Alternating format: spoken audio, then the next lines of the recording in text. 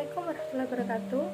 Saya Niken Ayu Rasti dari Prodi Pendidikan Sejarah Angkatan 2021 Universitas Jember. Nah, di sini saya akan menjelaskan tentang kelebihan dan kekurangan berbagai bentuk ataupun jenis sumber sejarah yang meliputi artefak, fosil, tekstual, non-tekstual, kebendaan, visual, audiovisual, dan tradisi lisan. Nah,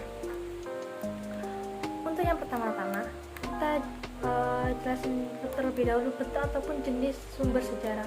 Ini ada beberapa bentuk ataupun jenis sumber sejarah. Yang pertama artefak. Artefak merupakan sebagai semua benda dari bahan alami yang dibuat oleh manusia dengan menerapkan teknologi tertentu yang sesuai dengan zamannya. Contohnya dari artefak itu sendiri adalah alat-alat batu, logam, tulang, gerabah, prasasti, dan lain-lainnya. Untuk yang kedua adalah fosil. Apa itu fosil? Fosil adalah benda-benda masa lalu yang didapatkan melalui proses penggalian ataupun ekskavasi. Nah, fosil yang paling umum adalah kerangka makhluk hidup yang tersisa seperti gigi, tulang, dan cangkang. Contoh dari fosil tadi adalah kerangka makhluk hidup, dan fosil itu bermanfaat untuk mengetahui sejarah kehidupan bumi pada masa lampau. Yang selanjutnya adalah tekstual. Nah, tekstual sendiri itu merupakan sumber sejarah yang berisi keterangan peristiwa masa lalu yang disampaikan secara tertulis dengan menggunakan media tulis seperti batu. Contoh dari sumber tekstual ini adalah prasasti, biografi, dan autobiografi. Nah, selanjutnya adalah bentuk ataupun jenis sumber sejarah yang kedua adalah non-tekstual.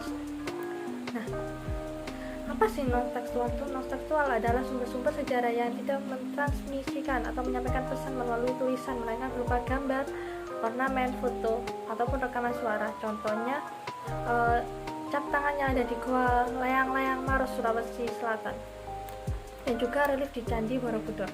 Nah, untuk kelebihannya adalah artefak. Artefak itu diperoleh bukti-bukti akurat yang mendukung penulisan sejarah, menguatkan argumen, dan memungkinkan untuk menelusuri interpretasi baru. Fosil, melalui fosil bisa memahami sejarah lapisan batuan di bumi. Selain itu bisa dipajang semenarik mungkin untuk menarik minat masyarakat datang yang ke museum. Nah, selanjutnya adalah tekstual. Terdapat bukti sehingga terdapat melibatkan peneliti secara fisik. Subjek yang terlibat tidak akan menimbulkan interaksi antar peneliti dalam proses penelitian untuk menggali informasi dengan menggali informasi secara tuntas. Nah, kelebihan non-tekstual adalah informasi yang didapat itu lebih jelas. Nah, untuk selanjutnya adalah kekurangan. Kekurangan dari artefak itu sendiri adalah dengan usia artefak yang telah tua dan banyak ditemukan dalam kondisi yang tidak utuh dapat menghambat atau mempersulit proses penelitian sejarah. Yang kedua adalah fosil. Nah, fosil ini memakan waktu yang lama dan biaya yang sangat besar. Selain itu, fosil bisa mengalami kerusakan atau kehancuran jika tidak diperlakukan dengan hati-hati. Yang selanjutnya adalah tekstual, memiliki keterbatasan informasi yang yaitu terbatas dengan apa yang terdapat di dalam kandungan tulisan. Non-tekstual adalah kekurangannya, informasi yang didapat tidak selalu utuh, hanya sebagian saja. Selanjutnya adalah bentuk jenis sumber sejarah yang part 2. Nah, di sini ada sumber kebendaan. Nah, sumber kebendaan itu sendiri merupakan sumber yang berhubungan dengan aktivitas dan kreativitas manusia pada masa lampau yang berwujud benda. Misalnya itu kapak batu, perhiasan, manik-manik, relief, rumah adat, dan lain-lainnya. Nah, untuk sumber visual yang kedua ini adalah sumber visual non-tekstual dari masa lalu, memberikan banyak informasi berharga bagi sejarawan. Nah, ketika sumber tersebut dirasakan masih kurang mencukupi, dijadikanlah sebagai fakta untuk mengungkap peristiwa masa lalu. Untuk yang selanjutnya adalah sumber audiovisual. Audiovisual ini adalah segala keterangan yang dijelaskan atau dibuktikan dengan adanya rekaman suara.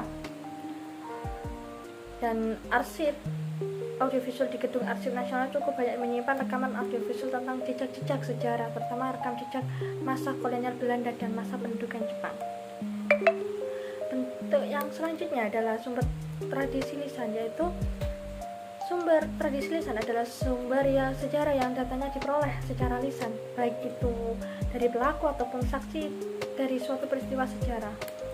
Nah, untuk yang selanjutnya adalah kekurangan dari sumber sejarah yang part 2 ini ya.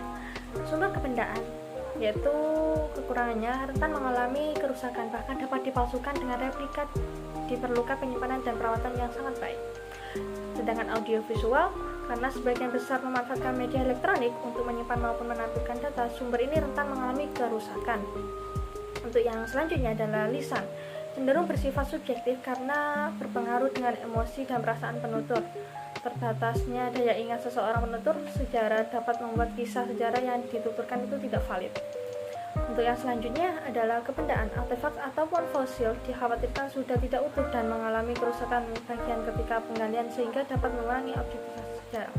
Untuk kelebihannya adalah sumber kebendaan ini adalah dapat diamati secara mudah dan disentuh untuk sumber sejarah yang berwujud candi maupun bangunan-bangunan maupun gedung itu ya. Untuk yang kedua selanjutnya adalah audiovisual, dapat menarik minat dan mengembangkan daya imajinasi sejarawan, dapat membuat sejarawan seolah-olah merasakan suasana saat terjadinya suatu peristiwa sejarah secara langsung. Untuk yang selanjutnya adalah lisan, menempati posisi sangat penting manakala sebuah peristiwa sejarah tidak menyisakan sama sekali sumber tulisan. Nah, dapat melengkapi kekurangan data ataupun informasi yang belum termuat. Sedangkan yang terakhir adalah kebendaan. Artefak dapat dipindahkan atau movable dengan relatif mudah tanpa harus merusak ataupun menghancurkan terlebih dahulu melalui fosil atau artefak. Nah, sekian penjelasan dari saya mengenai sumber kelebihan dan kekurangan dari berbagai bentuk ataupun jenis sumber sejarah. Sekian dari saya. Wassalamualaikum warahmatullahi wabarakatuh.